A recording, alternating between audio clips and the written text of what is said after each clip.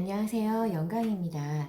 오늘은 사랑의 5가지 언어라는 책을 소개해 드리도록 하겠습니다. 이 책에서는 3가지를 지금 전제하고 있는데요. 첫째는 연애 감정은 일시적이며 따라서 사랑을 지속하기 위해서는 의지적 노력이 필요하다.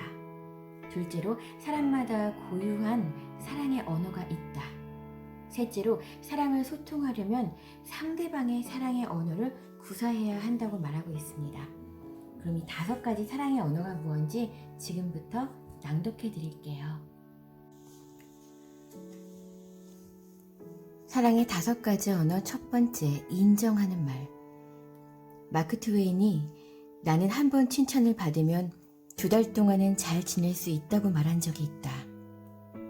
마크 트웨인의 말대로라면 1년에 6번 칭찬을 받으면 1년 동안 사랑의 탱크는 정상적인 수준을 유지할 수 있다. 어쩌면 당신의 배우자는 더 많은 칭찬이 필요할 것이다. 사랑을 감정적으로 표현하는 하나의 방법은 세워주는 말을 하는 것이다. 솔로몬은 죽고 사는 것이 혀의 힘에 달렸다고 했다. 많은 부부는 말로 서로 칭찬하는 것의 위력을 알지 못한다. 솔로몬은 또한 근심에 사람의 마음에 있으면 그것으로 번뇌하게 되나 선한 말은 그것을 즐겁게 하느니라 고도 했다. 칭찬하는 말이나 감사의 표현은 사랑을 전달하는 강력한 도구다. 인정하는 말은 단순하면서도 솔직하게 다음과 같이 표현될 수 있다. 그 옷 당신에게 썩 잘 어울리네요. 와, 당신 그 옷을 입으니 정말 멋있어요. 당신이 세상에서 이 요리를 가장 잘하는 사람일 거야. 나 이 요리 참 좋아해. 오늘 저녁 당신이 설거지 해준 거 너무 고마워요. 오늘 밤 아이 보느라 정말 수고했어. 항상 고마워하고 있어. 남편과 아내가 이렇게 칭찬하는 말을 자주 주고받는다면 결혼 생활에 어떠한 감정의 변화가 일어날까? 몇 년 전 사무실의 문을 열어놓고 앉아있는데 한 여성이 시간 좀 내주실 수 있습니까? 라고 물으며 내 방으로 다가왔다. 물론입니다. 들어오세요. 그 여성은 체프먼 박사님, 문제가 있는데요. 남편에게 침실에 페인트 칠 좀 해달라고 부탁했는데 9개월이 지나도록 하질 않아요. 별수를 다 써보았지만 하질 않아요. 라고 말했다.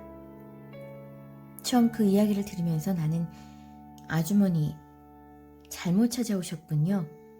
여기는 페인트 가게가 아닙니다. 라고 잠시 속으로 생각했다.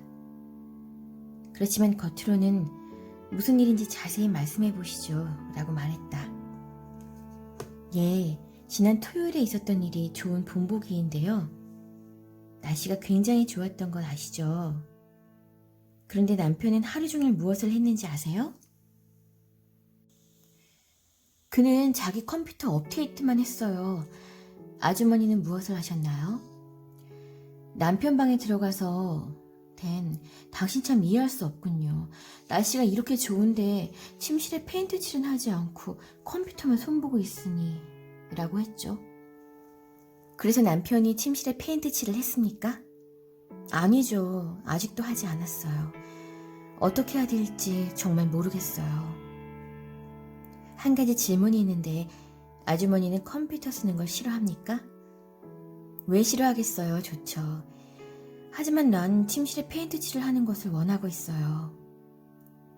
당신이 침실에 페인트 칠하는 것을 정말 원한다는 사실을 남편이 알고 있다고 생각하나요? 알고 있다고 생각해요. 왜냐하면 9개월간이나 말했거든요. 한 가지 더 물어볼 것이 있는데요. 남편이 좋은 일을 한 적이 있습니까? 어떤 종류를 말씀하시나요? 쓰레기를 버려준다거나 차 문에 붙은 벌레를 떼어준다거나 자동차에 기름을 넣어준다거나 공과금을 내준다거나 옷을 옷걸이에 거는 것과 같은 일들이요. 예, 그러한 일들은 하죠. 그렇다면 2가지 제안을 하겠어요. 첫째는 페인트 칠을 좀 해달라는 말을 다시는 하지 마세요. 다시 말하지만 다시는 반복하지 마세요. 그렇게 해도 도움이 될 것 같지 않은데요.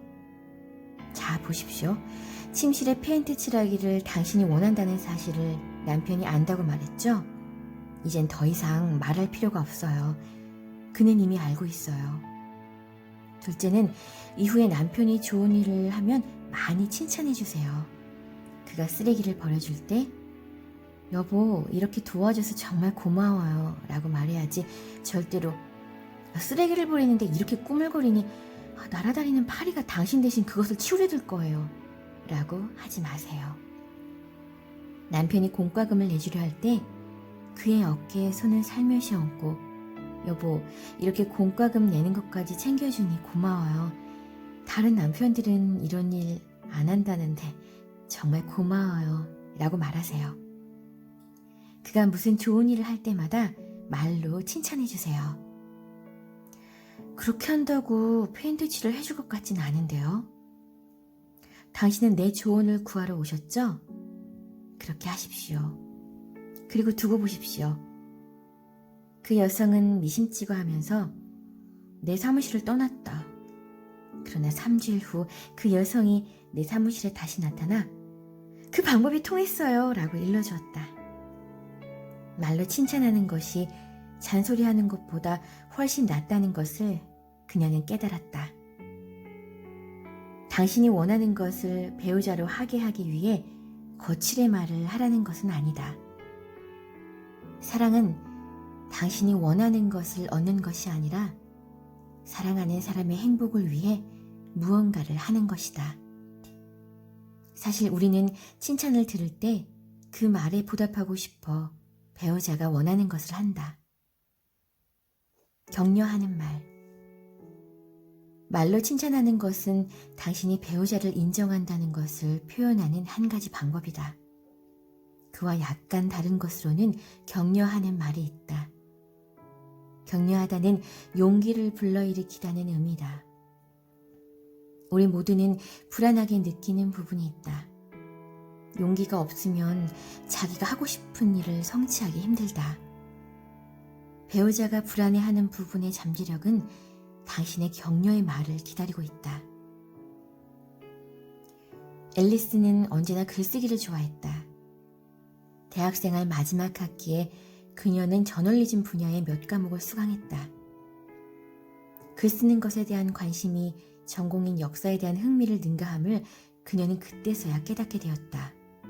그러나 전공을 바꾸기에는 너무 늦은 때였다. 대학을 졸업한 후 첫 아기를 낳기 전에 그녀는 몇 편의 글을 썼다. 그중 하나를 잡지사에 투고했는데 거절당하자 더 이상 제출할 용기를 갖지 못했다. 아들이 커가면서 좀 더 시간의 여유가 생기자 그녀는 다시 글을 쓰기 시작했다. 앨리스는 남편인 키스는 결혼 초기에 그녀가 글을 쓰는 것에 별 관심이 없었다. 그는 자신의 일로 바빴으며 승진에 대한 중압감에 사로잡혀 있었다. 그러나 얼마 지나지 않아 키스는 삶의 진정한 의미는 일을 성취하는 데 있는 것이 아니라 관계 속에 있다는 것을 깨달았다. 그는 앨리슨과 그의 흥미에 더 관심을 갖기 시작했다.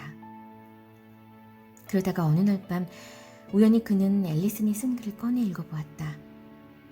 그녀의 글을 읽은 후 앨리슨이 책을 읽고 있는 서재로 들어갔다.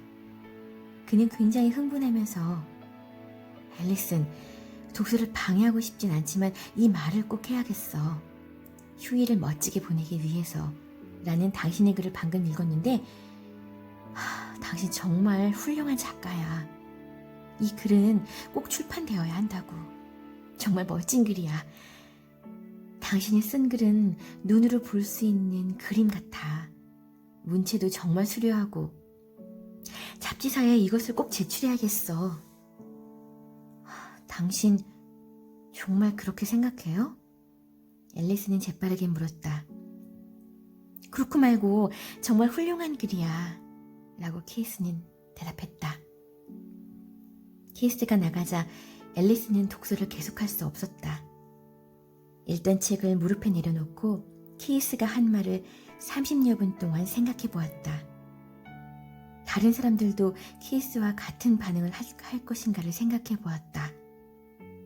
몇 년 전에 거절당한 기억이 났다. 하지만 지금 그녀는 아주 달라져 있었다. 더 많은 경험을 쌓았다. 물을 마시려고 일어나면서 그녀는 결심을 했다.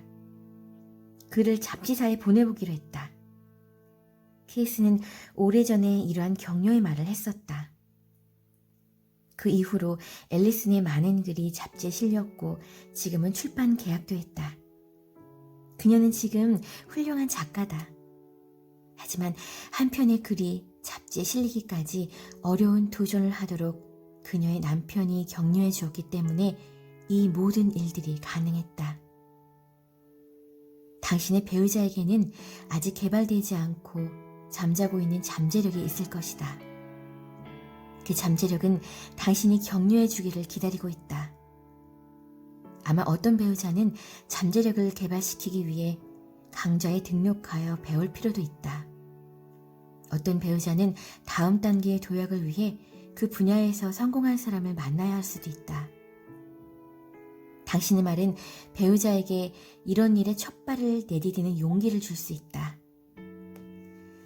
당신의 배우자에게 당신이 원하는 것을 하도록 압력을 가하라는 말은 아니다. 당신의 배우자가 이미 갖고 있는 관심을 개발하도록 격려하라는 것이다. 예를 들면 아내가 남편에게 부수가 더 많은 직장을 찾으라고 압력을 가할 수 있다. 이것은 남편에게 정죄하는 것으로 들릴 수 있다. 그러나 남편이 더 나은 지위를 바라거나 추구하고 있다면 아내의 말은 결심을 굳게 하는 것이 된다. 남편이 그 소원을 갖기 전까지 아내의 말은 판단하고 죄책감을 주는 것으로 들린다. 사랑이 아니라 거부의 표현인 것이다. 하지만 남편이 여보, 난 부업으로 집수리 일을 해볼까 하고 생각 중이야 라고 했다면 아내는 격려의 말을 할 기회를 얻은 것이다. 이런 식으로 격려하면 된다. 당신이 그렇다면 한 가지를 말할 수 있어요. 당신은 성공할 거예요. 그건 당신이 잘하는 것들 중 하나예요. 당신 마음이 결정되면 하세요. 그것이 당신이 원하는 것이라면 난 최선을 다해 돕겠어요. 이런 말을 하면 남편은 용기를 얻어 그 일을 시작하게 될 것이다. 격려하기 위해서는 배우자가 공감하는 것과 배우자의 관점에서 세상을 보는 것이 필요하다. 먼저 배우자에게 무엇이 필요한지를 알아야 한다. 그때 비로소 용기를 북돋아 줄 수 있다. 말로 격려하는 것은 내가 알아, 내가 당신과 함께 있잖아. 어떻게 도와줄까? 라고 마음을 전하는 것이다. 배우자의 인격과 능력을 신뢰함을 보여주는 것이다. 믿고 칭찬하는 것이다. 대부분의 우리는 지금까지 개발한 것보다 더 많은 잠재력을 가지고 있다. 용기 부족이 그것의 개발을 막고 있다. 사랑하는 배우자는 가장 중요한 촉매를 제공할 수 있다. 물론 격려의 말을 하는 것이 당신에게 힘들 수도 있다. 그것이 당신의 제1의 사랑의 언어가 아닐 수도 있다. 이 제2의 언어를 배우기 위해 많은 노력이 들 수도 있다. 특히 비판적 말투를 가진 사람이라면 정말 어려울 것이다. 그러나 나는 노력할 만한 가치가 있다고 확신한다. 둘째, 함께하는 시간이다. 사랑하는 사람과 함께 있다고 사랑하는 것이 아니다. 함께하는 시간을 통하여 서로 같은 곳을 바라보면서 함께 꿈을 키우고 마음을 키워야 하는 것이다. 서로 곁에 앉아서 같은 곳을 바라보는 것을 본다. 우선 베티조의 제1의 사랑의 언어에 대해 언급하고자 한다. 그 봄날 리틀톡에 있는 빌과 베티조의 집을 방문했을 때 그녀가 내게 한 말은 이런 것이었다. 빌은 우리 가족을 잘 부양해요. 하지만 나와 함께하는 시간이 전혀 없어요. 우리가 함께 시간을 보낼 수 없다면 집이나 좋은 자동차가 무슨 소용이 있겠어요? 그녀가 바라는 것은 무엇인가? 바로 빌과 함께하는 시간을 갖고 싶은 것이었다. 남편의 관심을 원하는 것이었다. 자기에게 집중하고 함께하는 시간을 가지며 함께 무언가를 하는 것을 원했다. 함께하는 시간이란 상대방에게 온전히 관심을 집중시키는 것을 의미한다. 그저 함께 소파에 앉아 TV를 보는 것이 아니다. 그런 식으로 시간을 보내는 것은 TV 방송에 집중하는 것이지 배우자에게 집중하는 것이 아니다. 내 말은 TV를 끄고 소파에서 마주보고 대화하면서 서로에게 관심을 집중시키라는 것이다. 둘만이 오붓하게 대화하며 산책을 한다든지 외식을 하라는 것이다. 식당에서 식사하는 모습을 보면 데이트하는 커플과 결혼한 부부를 쉽게 구별할 수 있다. 데이트하는 커플은 서로 마주 바라보면서 대화한다. 하지만 결혼한 부부는 같이 앉아있긴 하지만 눈은 식당을 두리번거린다. 그들은 오로지 먹기 위해 식당에 온 것 같다. 내가 아내와 함께 앉아 20분 동안 한눈 팔지 않고 그녀에게 관심을 집중시키고 아내도 나에게 그렇게 했다면 우리는 우리 인생의 20분을 서로에게 바친 것이다. 그렇게 주고받은 20분의 소중한 시간은 다시 오지 않을 순간이다. 우리는 서로에게 삶을 주었다. 그것은 사랑의 감정을 강력하게 전달하는 수단이다. 한 가지 약으로 모든 질병을 고칠 수는 없다. 나는 빌과 베티조를 상담하면서 한 가지 큰 실수를 했다. 인정하는 말이 빌에게뿐만 아니라 베티조에게도 중요하리라 생각한 것이다. 부부가 서로 인정하는 말을 주고받으면 사랑의 감정이 생겨 사랑이 회복될 것이라고 기대했다. 빌에게는 그것이 통했다. 그는 아내에게 좀 더 긍정적 감정을 갖기 시작했다. 열심히 일하는 것을 칭찬해주니 참 좋았다. 하지만 베티조에게는 별 효과가 없었다. 왜냐하면 인정하는 말이 그녀의 제1의 사랑의 언어가 아니었기 때문이다. 그녀의 사랑의 언어는 함께하는 시간이었다. 나는 빌에게 전화를 걸어 2달 동안 열심히 노력해주어 고맙다고 했다. 그녀가 들을 수 있도록 칭찬을 많이 한 것을 참 잘한 일이라고 격려했다. 그는 박사님, 하지만 그녀는 여전히 행복한 것 같지 않아요. 별로 나아진 것이 없어요. 라고 말했다. 당신 말이 맞아요. 문제는 내가 당신에게 잘못된 사랑의 언어를 알려줬기 때문이에요. 길은 내 말을 전혀 이해하지 못했다. 나는 한 사람에게 사랑의 감정을 느끼게 하는 것이 다른 사람에게도 똑같은 느낌을 주지는 않는다고 설명했다. 그는 자신의 사랑의 언어는 인정하는 말이란 사실을 인정했다. 아내가 그를 칭찬해 줄 때 마치 아이처럼 무척 좋았다고 내게 말했다. 베티조의 사랑의 언어는 인정하는 말이 아니라 함께하는 시간이라고 그에게 말했다. 아내에게 전적으로 관심을 집중시킨다는 것은 신문을 읽거나 TV를 보면서 의미 없는 대화를 주고받는 것이 아니라 그녀의 눈을 바라보면서 그녀가 지금 즐기는 것을 나도 온 마음을 다해 즐거워하는 것임을 알려주었다. 그녀와 연주회에 함께 갈 때처럼 말입니까? 그는 조용히 말했다. 나는 그 가정에 서광이 비치는 것을 느꼈다. 박사님, 그녀가 늘 불평했던 것이 바로 그것입니다. 내가 그녀와 함께하는 것이 없거든요. 그녀와 함께하는 시간도 없어요. 결혼 전에는 함께 놀러도 잘 가더니 이젠 늘 바쁘냐고 내게 말하죠. 함께하는 시간이 그녀의 사랑의 언어임은 의심할 여지가 없습니다. 그렇다면 내가 어떻게 해야 하죠? 나는 늘 바쁘거든요. 그 점에 대해 좀 말해보시죠. 그 후 10분 동안 자신이 직장에서 승진하기 위해 얼마나 많은 노력을 했으며 승진한 것은 그 스스로도 참 대견했었다는 이야기를 내게 털어놓았다. 또 앞으로의 꿈을 이야기하면서 5년 안에 그 꿈을 이룰 수 있을 것이라고 덧붙였다. 그러면 그 꿈이 이루어졌을 때 당신은 혼자 있기를 원합니까? 아니면 아내와 아이들과 함께 있기를 원합니까? 박사님, 그야 당연히 그녀와 함께 있어야죠. 그 모든 것을 그녀와 함께 즐겨야죠. 그래서 내가 늘 직장에만 매달린다고 그녀가 비난할 때 마음이 상하는 것입니다. 난 우리 모두를 위해 노력하는 것입니다. 그녀도 협력해 주기를 원했지만 늘 부정적이었어요. 빌, 그녀가 부정적인 이유를 알고 싶으세요? 그녀의 사랑의 언어는 함께하는 시간이거든요. 당신은 그녀의 사랑 탱크가 텅 빌 정도로 함께하는 시간을 갖지 못했어요. 그래서 당신의 사랑의 언어에 불안을 느낀 것입니다. 그녀는 직장이 당신의 시간을 빼앗고 있다고 생각하는 것이죠. 사실 그녀가 당신이 하는 일을 싫어하는 것은 아니에요. 당신의 사랑을 느낄 수 없다는 사실을 증오할 따름입니다. 해결책은 하나뿐입니다. 베티조를 위해서 시간을 내야 합니다.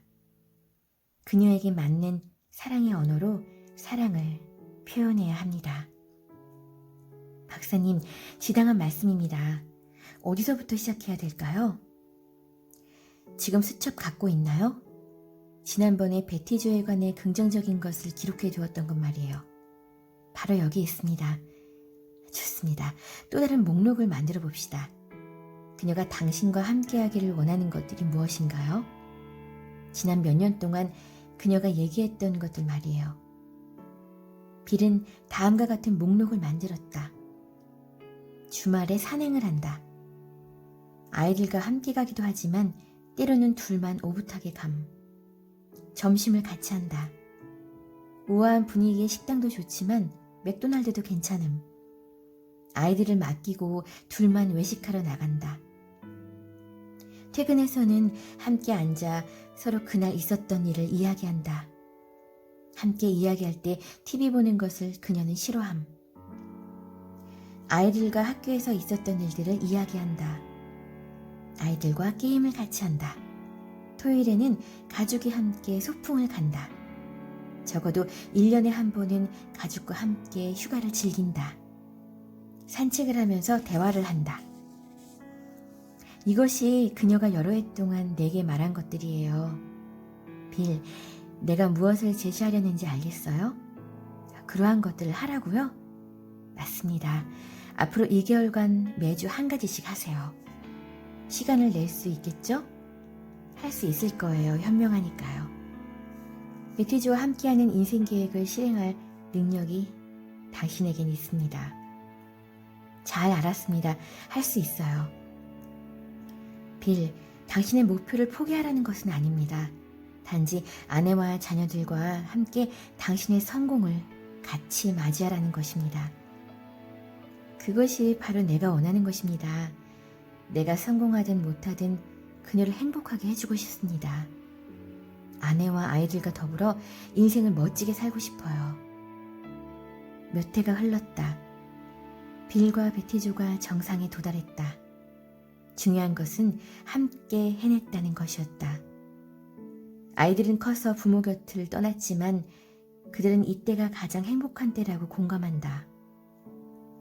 빌은 교향곡을 무척 좋아하게 되었고 베티조는 빌에게 감사하는 것들을 끊임없이 기록해 나갔다. 그는 자기를 칭찬하는 말을 계속 좋아했다. 지금은 자기 사업을 독자적으로 시작해서 번창하고 있다. 그가 하는 일이 이젠 더 이상 베티조에게 걸림돌이 되지 않는다. 그녀도 몹시 그것을 기뻐하며 그를 격려하고 있다. 그녀는 자신이 세상에서 가장 행복한 아내라고 생각한다. 그녀의 사랑 탱크는 가득 차 있으며 혹시 조금씩 줄어들기 시작하면 빌에게 관심을 좀 부탁하면 된다는 사실을 잘 알고 있었다. 완전한 집중. 두 사람이 한 방에 같이 있다고 반드시 집중이 이루어지는 것은 아니다. 함께하는 시간을 갖는 핵심은 완전히 집중하는 것이다. 주의를 끄는 것이 많을 때 특별히 그렇다. 어떤 아버지가 거실에 앉아 2살짜리 아이와 공 굴리기를 하고 있을 때 그의 관심은 공에 있는 것이 아니라 아들에게 있다. 그것이 얼마 동안 지속되느냐는 문제되지 않으며 비록 아주 짧은 순간이라도 그들은 함께하고 있다. 그러나 아버지가 전화 통화를 하면서 공을 굴리고 있다면 그의 관심은 분산된 것이다. 어떤 부부는 함께하는 시간을 가진다고 생각하나 사실은 가까이 살 뿐이다. 그들은 같은 시간에 같은 집에 있긴 하나 함께하고 있지 않다. 남편이 이야기하는 동안 문자 메시지를 보내고 있는 아내는 함께 시간을 보내는 것이 아니다. 완전한 관심을 주지 않기 때문이다. 함께하는 시간이란 서로가 눈을 바라보면서 시간을 보내야 한다는 것도 아니다. 상대방에게 온 관심을 집중시키면서 같이 무엇인가를 하는 것을 말한다. 사실 둘이 함께하는 활동이 중요한 게 아니다. 중요한 것은 서로가 감정적으로 관심을 집중시키면서 시간을 보내는 것이다. 활동은 함께한다는 느낌을 불러일으키는 도구에 불과하다. 아버지가 2살짜리 아이와 공 굴리기를 할 때 중요한 것은 놀이가 아니라 아버지와 아이 사이에 전달되는 감정이다. 이와 같이 남편과 아내가 테니스를 칠 때도 중요한 것은 게임이 아니라 둘이서 함께 시간을 보내고 있다는 사실이다. 감정 차원에서 이루어지는 일이 중요하다. 공동의 목적을 위해 함께 시간을 보내는 것은 서로 배려하고 서로 함께 있는 것을 즐기고 함께 무엇인가를 하는 것을 좋아한다는 사실을 전달해준다. 진정한 대화. 인정하는 말과 함께 함께하는 시간이라는 사랑의 언어에도 여러 가지 변형이 있다. 그중 가장 흔한 것이 진정한 대화다. 진정한 대화는 인정하는 말과 아주 다르다. 인정하는 말은 말하는 것이 중요하지만 진정한 대화는 듣는 것이 중요하다. 그것은 당신에게 관심을 집중시키고 당신의 말을 공감하며 듣는 것을 의미한다. 당신의 생각이나 감정이나 바람을 시비하는 투가 아니라 정말 이해하기 원하며 질문할 것이다. 사랑의 언어 3번째, 선물하기이다. 사랑을 구체적으로 느끼기 위해서는 선물이 있어야 한다. 선물이 없으면 말로만 사랑하는 것인가 하면서 금이 가게 된다. 사랑을 하는데도 좀 허전하게 느껴진다면 그것은 선물이 없기 때문이다. 나는 시카고에서 인류학을 연구했다. 민속을 연구하기 위해 세계 여러 나라를 방문하기도 했다. 중앙 아메리카에 가서 마야 문명과 아즈텍 문명을 연구했으며 태평양 군도에 가서 멜라네시아와 폴리네시아의 여러 종족도 연구했다. 인류학자들은 문화 양식에 매료되곤 하는데 나도 예외는 아니었다. 선물이라는 것이 문화적 장벽을 초월해 사랑을 가장 잘 표현하는 수단이 될 수 있는가? 사랑이란 반드시 주는 것을 수반하는 것인가? 이러한 말들이 다소 학문적이거나 철학적 질문 같지만 북아메리카에 사는 부부들은 상당히 실제적 의미를 지닌다. 사랑의 증표. 나는 도미니카 공화국으로 인류학 현장 실습을 갔었다. 우리는 카리브 해안에 사는 인디언을 연구하기 위해 갔는데 여행 도중 나는 프레드라는 남자를 만났다. 그는 카리브인은 아니고 28살의 젊은 흑인이었다. 프레드는 다이너마이트로 고기를 잡다가 한 손을 잃었다. 그 사고 이후 그는 어업을 계속할 수 없었다. 우리는 많은 시간을 함께 보내면서 그의 문화에 대해 이야기했다. 프레드의 집 처음 방문했을 때 주스 좀 드시겠어요? 라고 묻기에 좋습니다 라고 대답했는데 동생에게 게리 씨에게 주스 좀 갖다 드려 라고 말했다. 그의 동생이 밖으로 나가서 더러운 진흙길을 걸어 나무 위로 올라가더니 초록색 코코넛 열매를 따가지고 내려왔다. 열어봐 라고 프레드는 명령했다. 벌채용 칼로 3번 정도 손을 재빠르게 움직이더니 코코넛 위에 삼각형의 구멍을 냈다. 프레드는 코코넛을 그대로 내게 전해주면서 마셔요 하고 권했다. 아직 초록색이긴 하나 그것이 사랑의 증표라는 사실을 알고 훌쩍 다 마셔버렸다. 나는 그의 친구였으며 그는 친구에게 주스를 대접한 것이었다. 그 자그마한 섬을 떠날 준비를 하고 있을 때 프레드는 또 하나의 마지막 사랑의 증표를 내게 주었다. 그것은 그가 바다에서 가져왔다는 14인치가량의 구부러진 나뭇가지였다. 나뭇가지는 오랫동안 바위 위에서 부대끼다 보니 겉이 보들보들했다. 프레드는 이 나뭇가지가 도미니카 해안에 오랜 세월 있었던 것이기에 아름다운 섬을 기억하게 하는 정표로 주고 싶다고 했다. 지금도 나는 그 나뭇가지를 집어들 때마다 카리브 해의 아름다운 파도 소리를 듣는 듯하다. 그렇지만 그것이 도미니카 공화국을 생각나게 한다기보다 사랑의 기억을 불러일으키곤 한다. 선물이란 그것을 손에 쥐고 자 이것 좀 봐. 그가 나를 생각하고 있어. 아니면 그녀가 나를 기억하고 있거든 하고 말할 수 있는 것이다. 선물을 줄 때 우리는 반드시 그 사람을 생각한다. 선물 자체는 그 생각을 상징하는 것이다. 값이 얼마가 되느냐는 상관없다. 중요한 것은 상대방을 생각하고 있다는 것이다. 중요한 것은 마음속에 있는 생각이 아니라 사랑의 표현으로 선물을 준비하고 주는 과정으로 드러난 생각인 것이다. 어머니들은 아이들이 뜰하게에서 선물로 따온 꽃을 기억한다. 어머니 자신이 꺾고 싶지 않은 꽃이지만 그 꽃을 통해 사랑을 느낀다. 아이들은 어릴 때부터 부모에게 선물을 주고 싶어 한다. 이것은 선물을 주는 것이 사랑의 본질적 부분임을 잘 나타내준다. 선물은 사랑을 나타내는 상징이다.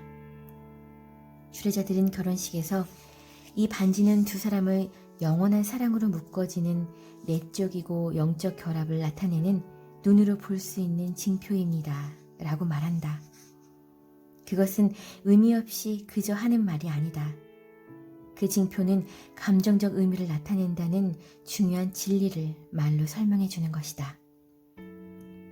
남편과 아내가 결혼 반지를 끼지 않을 때부터 우리는 그 결혼 생활이 무너져가고 있음을 보는 듯하다. 그 결혼 생활에 심각한 위기를 맞았음을 눈으로 보여주는 것이다. 그녀의 손가락에 있어야 할 반지가 그의 손바닥에 있다는 것은 그 결혼 생활이 거의 끝나가고 있음을 눈으로 보여주는 것이다. 주인 잃은 반지는 그 남편의 감정을 더욱 자극했다. 눈으로 볼 수 있는 사랑의 상징이 어떤 사람에게는 더 중요하다. 사람들이 결혼 반지에 대해 서로 다른 견해를 갖고 있기 때문이다. 어떤 사람은 결혼한 후에 결혼 반지를 절대로 빼지 않는다. 반면에 전혀 끼지 않는 사람도 있다. 사람들이 다양한 사랑의 언어를 갖고 있다는 또 다른 징표이기도 하다. 선물을 받는 것이 나의 제1의 사랑의 언어라면 배우자가 준 반지에 굉장한 의미를 부여하고 자랑하면서 끼고 다닐 것이다. 또한 배우자가 준 선물을 받고 매우 기뻐할 것이다. 그것을 사랑의 표현으로 받아들일 것이다. 선물을 주지 않으면 배우자의 사랑을 의심하기까지 한다. 선물은 크기나 색깔이나 형태가 다양하다. 어떤 것은 비싸지만 어떤 것은 값없이 거저 얻는 것일 수도 있다. 선물을 받는 것이 제1의 사랑의 언어인 사람에게는 당신이 지불할 수 있는 한도를 벗어나지 않는다면 가격은 별로 문제되지 않는다.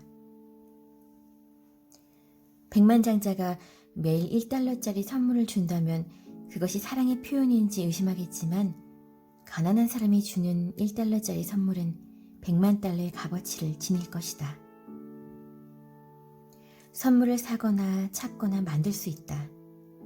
남편이 조깅하다가 길에서 예쁜 깃털을 주어 아내에게 가져다 준다면 아내는 깃털에 알레르기 반응이 없는 한 그것을 사랑의 표현으로 받아들일 것이다. 그렇게 할 수 없는 사람이라면 $5 이하의 카드를 살 수도 있을 것이다. 그것도 힘들다면 하나 만들면 된다. 안 쓰는 종이를 찾아 반으로 접은 다음 가위로 잘라 하트 모양을 만들고 여보 사랑해 라고 쓰인 사인을 하면 된다. 선물이 꼭 비쌀 필요는 없다. 그러나 나는 선물에 익숙한 사람이 아니야. 자라면서 선물을 많이 받지 못했거든. 선물 고르는 법도 잘 모르고 선물 주는 것이 자연스럽지 않은 것 같아 라고 말하는 사람도 있다. 축하할 일이다. 당신은 이제 훌륭한 배우자가 되는 길을 처음 발견한 것이다. 당신과 배우자는 서로 다른 사랑의 언어를 구사한다. 이제 그것을 발견했으니 제2의 사랑의 언어를 배우기 시작하라. 배우자의 제1의 사랑의 언어가 선물을 받는 것이라면 당신은 선물을 능숙하게 줄 수 있는 사람이 되어야 한다. 사실 이것은 가장 배우기 쉬운 사랑의 언어 중 하나이다. 어디서부터 시작해야 하는가? 당신의 배우자가 그동안 선물을 받으면서 몹시 기뻐했던 품목들을 기록하도록 하라. 당신이 준 것이거나 아니면 다른 가족이나 친구들이 준 것도 무방하다. 당신이 선물을 고르는 데 자신이 없으면 배우자의 취향을 잘 아는 가족의 도움을 받을 수도 있다. 이제 당신이 구입했거나 혹은 만들거나 찾아낸 선물을 배우자에게 주라. 특별한 날까지 기다릴 필요도 없다. 배우자 또는 연인의 제1의 사랑의 언어가 선물을 받는 것이라면 어떤 것을 주든 그것이 사랑의 표현으로 받아들여질 것이다. 그녀가 이전에 당신이 준 선물에 대해 비판적이었거나 별로 달가워하지 않았다면 선물 받는 것이 제1의 그녀의 사랑의 언어가 아닌 것이 분명하다. 사랑의 언어 4번째, 봉사하기이다. 사랑에는 반드시 땀과 수고가 있어야 한다. 그래야 그 사랑이 깊이 뿌리를 내린다. 설거지도 해주고 안마도 해주어야 한다. 가방도 들어주어야 하고 너무 떨어져서 걸어서도 안 된다. 무엇인가 사랑하는 사람을 위하여 애쓰고 노력하는 흔적이 있어야 한다. 그런데 설거지만 열심히 하면 안 됩니다. 미셸은 거실에 앉아 노트북 책판을 두드리고 있었다. 남편이 다용도실에서 세탁기를 돌리는 소리가 났다. 입가에 미소가 번졌다. 요즘 들어 남편 브래드는 아파트 청소를 하고 저녁 설거지를 하고 잔심부름을 하느라 분주하다. 미셸이 대학원 졸업시험을 치르는 중이기 때문이다. 미셸은 감사했다. 사랑을 느낄 수 있었다. 미셸의 제1의 사랑의 언어는 내가 소위 봉사라고 부르는 것이었다. 봉사라 함은 배우자가 원하는 바를 해주는 것을 말한다. 그녀를 도와줌으로써 기쁘게 하고 그녀를 위해 무엇인가를 함으로써 사랑을 표현하는 것을 말한다. 앞장에서 본 더구도 그랬다. 요리를 하고 식탁을 정리하고 설거지를 하고 옷장을 청소하고 세면대에서 머리카락을 끄집어내고 거울에 붙은 오물을 닦아내고 쓰레기를 버리고 기저귀를 갈아주고 침실에 페인트 칠을 하고 책장에 먼지를 털어내는 것 등이 봉사라는 사랑의 행위들이 된다. 이러한 것들은 생각하고 계획을 세우고 시간을 내는 노력과 정력을 요구한다. 자발적으로 이러한 일을 하면 정말 놀라운 사랑의 표현이 될 수 있다. 우리 부부는 너무 다릅니다. 주일 예배 후에 차이나베리 나무 밑에 있는데 마크와 메리가 내게 다가왔다. 나는 그들이 누군지 몰랐다. 내가 그곳을 떠나 있는 동안 잘한 사람이겠거니 했다. 마크는 자신을 소개하면서 상담을 연구하신다는 이야기를 들었습니다. 라고 내게 말을 걸어왔다. 예, 좀 했습니다. 라고 했다. 결혼한 지 몇 년 되었습니까? 2년이요. 그런데 우리 부부는 너무 다릅니다. 예를 들면 어떤 것이죠? 한 예로요. 메리는 내가 사냥 가는 것을 무척 싫어합니다. 나는 공장에서 하루 종일 일합니다. 그래서 토요일에만 사냥을 가곤 하는데 그것도 매주 토요일이 아니라 사냥철에만 말입니다. 조용히 듣고만 있던 메리가 끼어들었다. 아니에요. 사냥철이 지나면 또 낚시하러 가죠. 토요일만 가는 것이 아니라 어떤 때는 휴가를 내서도 갑니다. 친구들과 사냥하기 위해 1년에 한두 번 단지 2, 3일간 휴가 가는 거예요. 그것이 큰 문제가 되지 않는다고 생각하는데요. 그 밖에 또 다른 것이 있나요? 예, 있죠. 그녀는 교회에 빠지지 않고 참석하는 것을 원해요. 주일 아침 예배는 그래도 괜찮아요. 하지만 저녁에는 집에서 좀 쉬고 싶어요. 그녀 혼자 가는 것은 물론 개의치 않아요. 나도 꼭 같이 가야 한다니까 문제죠. 메리가 다시 말을 가로막았다. 당신은 내가 가는 것도 싫어했잖아요. 내가 교회에 가려고 하면 늘 빈정거리잖아요. 나무그늘 밑에 있긴 했으나 열기가 달아오르고 있었다. 이제 막 상담가로 일하기 시작한 젊은 나이기에 두려운 생각이 들긴 했지만 나는 계속 질문을 하며 그들의 말을 경청했다. 그 밖에 또 다른 것이 있습니까? 이때 메리가 그는 하루 종일 내가 집에 있으면서 집안일이나 하길 원하죠. 혹시 친정 어머니를 뵈러 간다거나 쇼핑이라도 가면 몹시 화를 냅니다. 라고 말했다. 장모님을 뵈러 가는 것 자체를 싫어하는 것은 아닙니다. 다만 내가 퇴근했을 때 집안이 깨끗이 정돈되어 있기를 바랄 뿐입니다. 어떤 주에는 3, 4일씩이나 침대도 정돈하지 않고 거의 일주일에 반은 저녁 준비도 제대로 하지 않아요. 나는 힘들게 일합니다.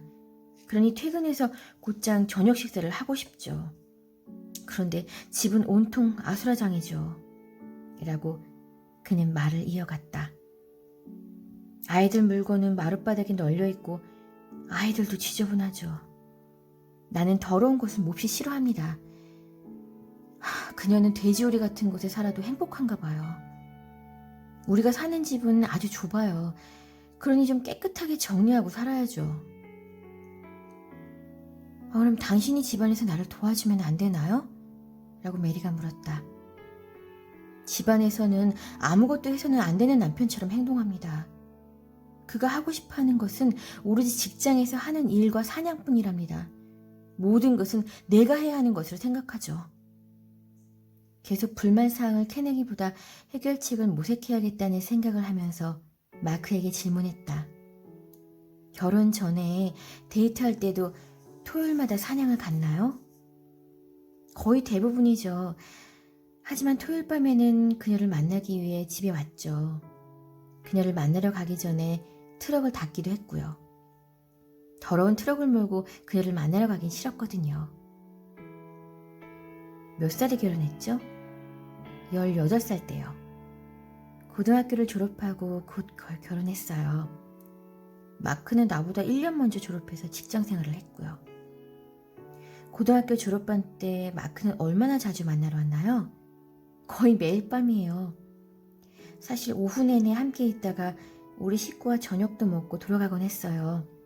집안일도 좀 거들어주면서 저녁 식사 때까지 함께 앉아서 이야기하곤 했죠.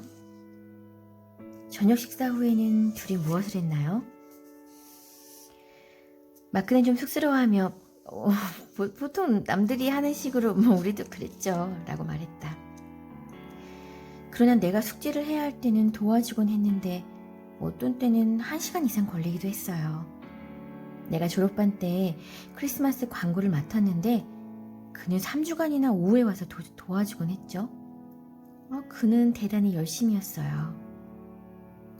화제를 좀 바꿔 나는 3번째로 문제가 되는 것에 대해 그들에게 물었다.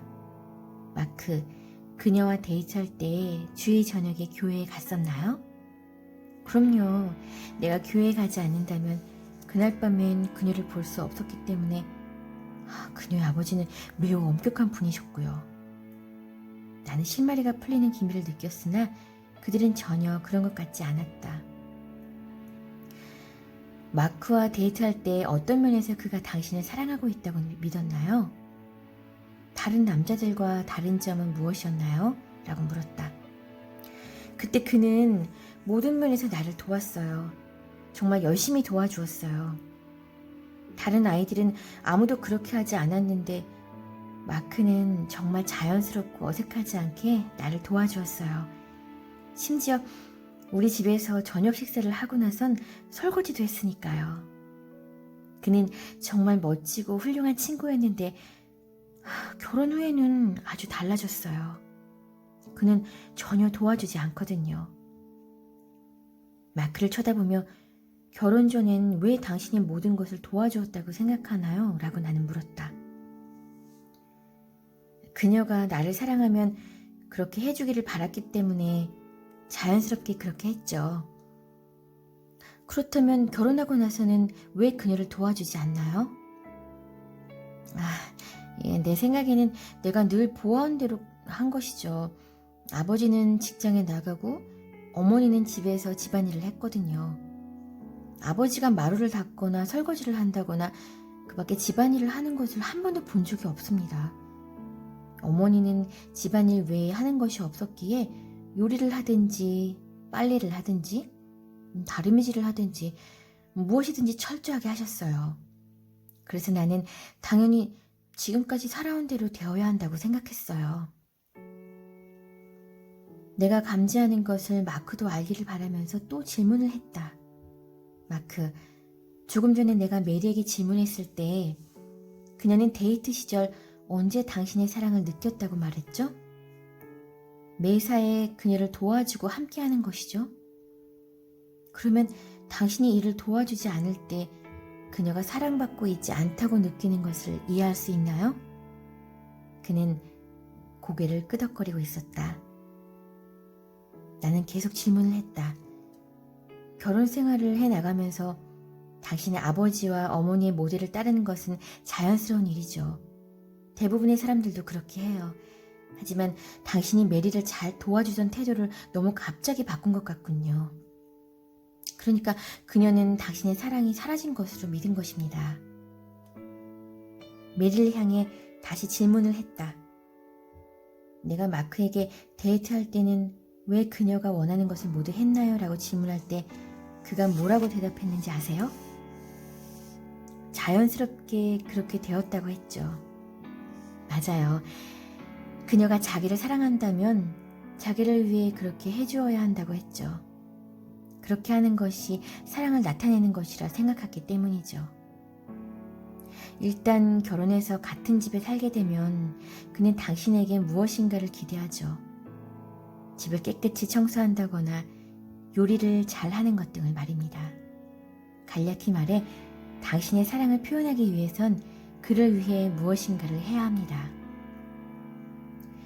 당신이 그런 일을 하는 것을 보지 못할 때 그가 왜 당신의 사랑을 느끼지 못하는지 이해하겠어요? 메리도 역시 머리를 끄덕거렸다. 나는 설명을 덧붙였다. 내 생각에는 두 사람 모두 서로에게 사랑을 표현하는 일을 하지 않기 때문에 결혼 생활이 행복하지 않은 것 같아요. 박사님 말씀이 맞아요. 내가 그를 위한 수고를 그만둔 이유는 그가 항상 요구만 하는 것에 화가 났기 때문이에요. 나를 자기 어머니같이 만들려고 하는 것 같았어요. 라고 메리가 말했다. 맞아요. 억지로 하라면 좋아할 사람은 아무도 없죠. 사실 사랑은 자유롭게 주는 거예요. 사랑은 요구할 수 있는 것이 아닙니다. 서로 부탁할 수는 있지만 명령해서는 안 됩니다. 부탁은 사랑의 방법을 안내해 주지만 명령은 사랑의 흐름을 막아버린답니다. 이때 마크가 끼어들었다. 아내 말이 맞아요. 사실 나는 아내에 대해 실망했기 때문에 비판하면서 늘 요구했어요. 내가 심한 말을 했어요. 이제 그녀가 화가 난 이유를 알 것 같습니다. 이쯤 되니 쉽게 풀릴 것 같습니다. 라고 말하면서 나는 주머니에서 메모지 2장을 꺼냈다. 자, 우리 이렇게 목록을 만들어 봅시다. 그가 어떻게 할 때 사랑을 느낄 수 있는지 서너 가지씩 적어봐요. 하고 목록을 서로 건네주었다. 1. 매일 침대를 정리할 것. 2. 집에 들어섰을 때 아이들의 얼굴이 깨끗하게 씻겨져 있을 것. 3. 퇴근하기 전에 신발을 신장에 넣어둘 것. 4번째, 퇴근한 후 30분에서 45분 안에 저녁을 먹을 수 있도록 준비할 것. 이번엔 메리의 목록이다. 1. 내게 기대하지 말고 일주일에 한 번씩 스스로 세차할 것. 2. 퇴근하여 아기의 기저귀를 갈아줄 것. 특히 내가 저녁 준비할 때. 3. 일주일에 한 번씩 청소기로 청소해 줄 것. 4. 여름철에는 매주 한 번씩 잔디를 깎아서 잔디가 너무 길어 내가 속이 상하지 않도록 해줄 것. 당신 이 4가지를 마크가 해준다면 그것을 당신을 향한 진정한 사랑의 행위로 받아들일 수 있겠군요. 그럼요. 그가 그렇게 해준다면 정말 좋겠어요. 마크와 메리의 제1의 사랑의 언어가 똑같은데 왜 그토록 많은 어려움을 겪었을까 의아해할 수도 있다. 그 이유는 그들이 서로 다른 언어를 구사하고 있었기 때문이다.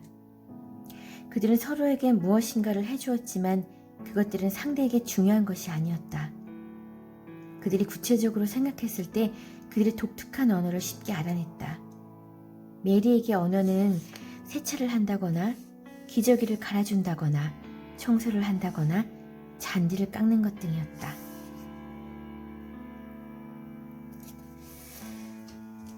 배우자가 내 행동을 비판할 때 거기서 우리는 배우자의 제1의 사랑의 언어를 알 수 있습니다.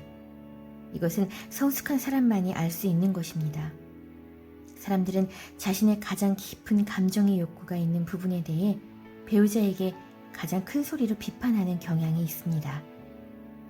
비효과적이기는 하지만 그러한 비판은 사랑을 간청하는 한 가지 방법입니다. 일단 그것을 이해한다면 그 비판을 좀 더 생산적인 방법으로 받아들일 수 있습니다.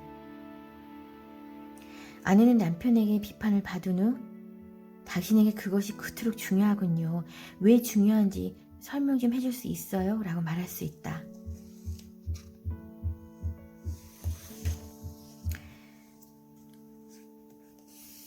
이제 마크는 그러한 일들이 메리에게 매우 중요하다는 것을 알고 그의 고정관념을 깼다.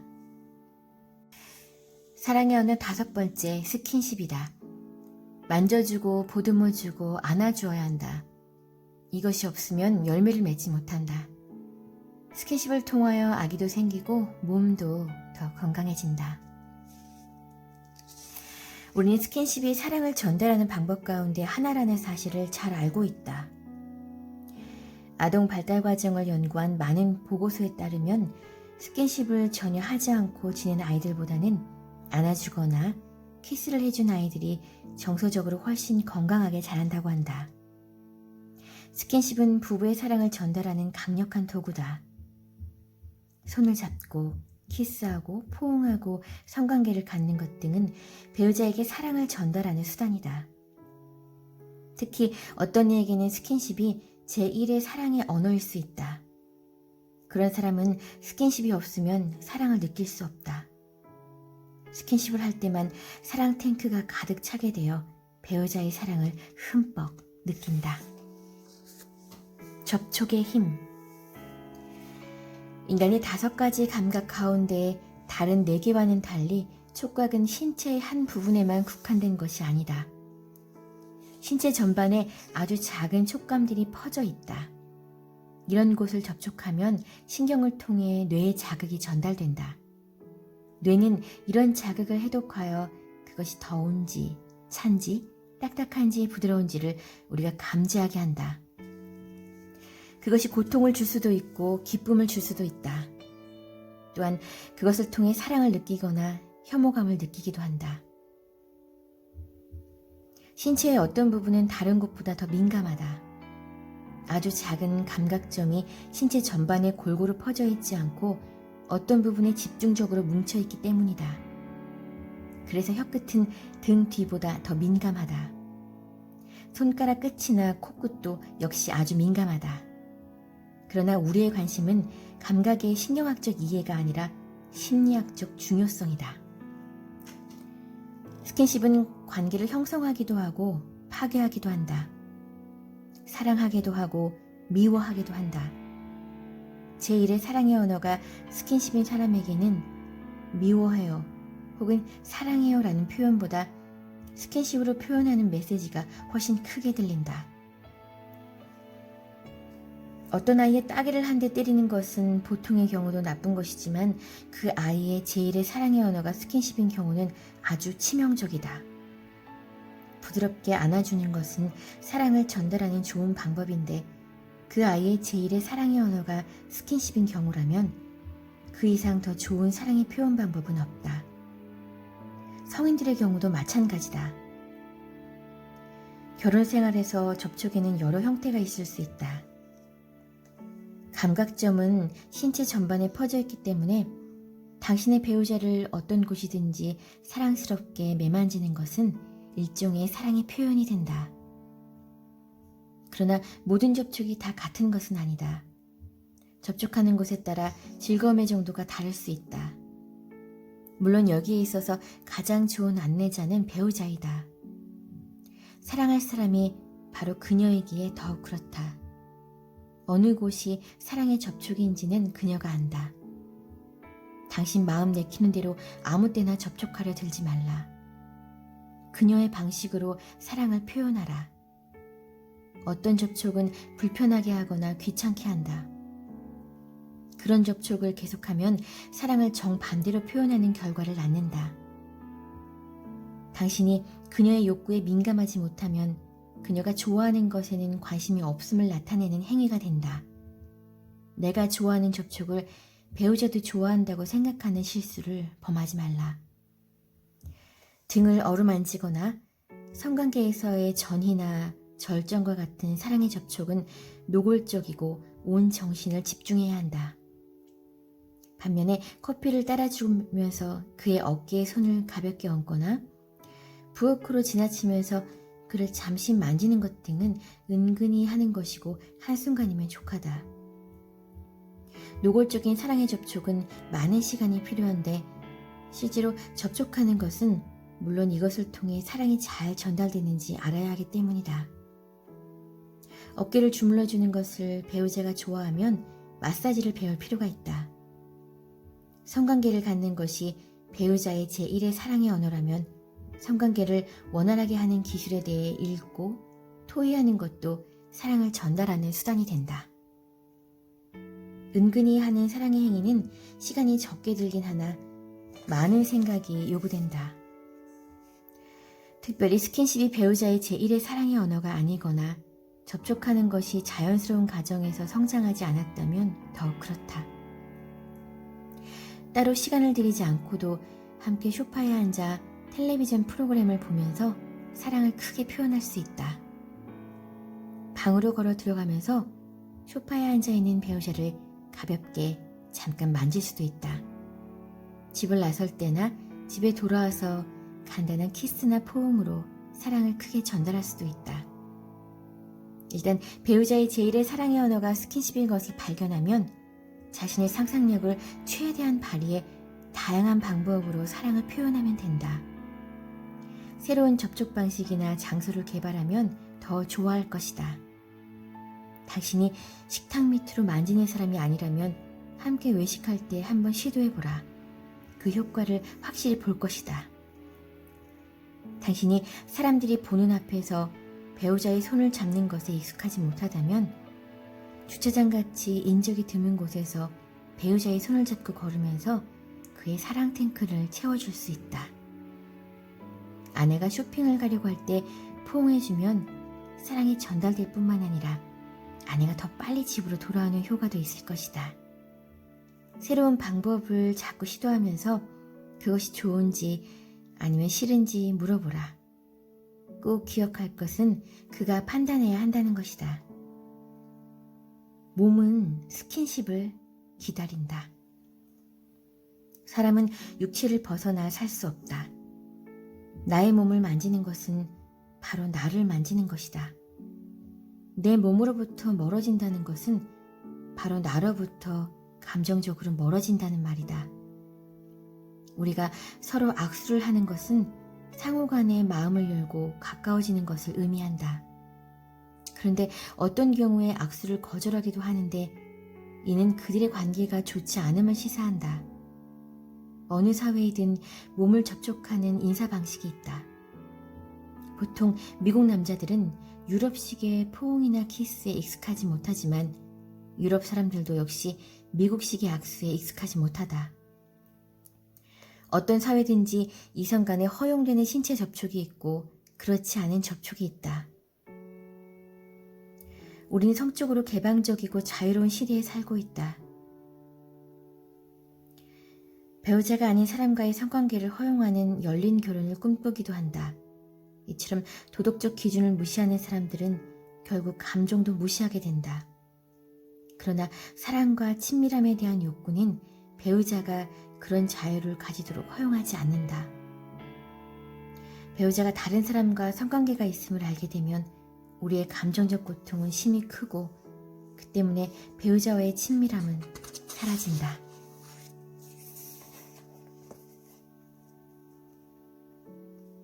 위기와 스킨십. 사람은 위기의 순간에 본능적으로 서로 껴안는다. 신체 접촉으로 아주 강력하게 사랑을 전달할 수 있기 때문이다.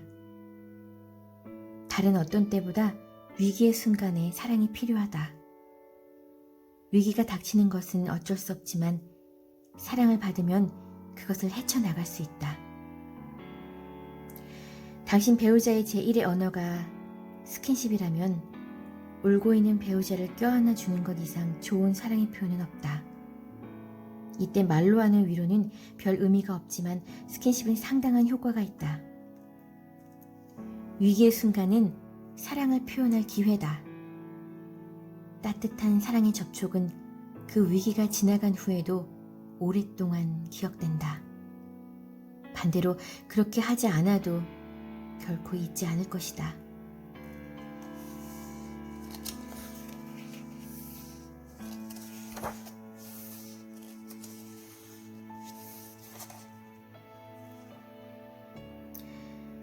빨리 배우는 것보다 잘 배우는 것이 더 중요합니다.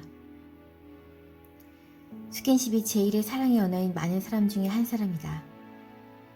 그들은 배우자가 먼저 자신에게 스킨십을 시도해 주기를 갈망한다. 머리를 쓰다듬고 등을 만지고 손을 잡아주고 껴안고 성관계를 맺는 것 등의 사랑의 접촉은 제1의 사랑의 언어가 스킨십인 사람들에게는 감정의 생명줄과 같다. 사랑은 배우고 익혀야 할 기술입니다. 에리 프롬. 서로 사랑하면서도 사랑을 느끼지 못하는 이유는 무엇일까? 이유는 단순하다. 서로 다른 사랑의 언어를 사용하기 때문이다. 사랑의 언어가 다르면 소통되지 않는다. 외국어를 배우듯이 사랑의 언어는 배워야 한다. 사랑을 확실하게 전달하는 방법은 상대방의 사랑의 언어를 사용하는 것이다. 수많은 사람들이 이 간단한 원리를 통해 결혼 생활의 기쁨을 찾았다. 신약에서 가장 많이 읽혀지는 말씀은 고린도전서 13장 사랑의 말씀입니다. 사람의 천사의 말을 할지라도 사랑이 없으면 울리는 꽹과리에 불과합니다. 사랑은 말에 있지 않고 실천에 있습니다. 사람이 산을 옮길 만한 믿음이 있을지라도 사랑이 없으면 아무것도 아닙니다. 사랑이 인생의 존재 이유입니다. 또 내 몸을 불사르게 내어줄지라도 사랑이 없으면 아무 유익이 없습니다. 사랑이 우리의 인생에 가장 유익한 것입니다. 여러분, 진정한 사랑을 나누는 좋은 가을 되세요. 감사합니다.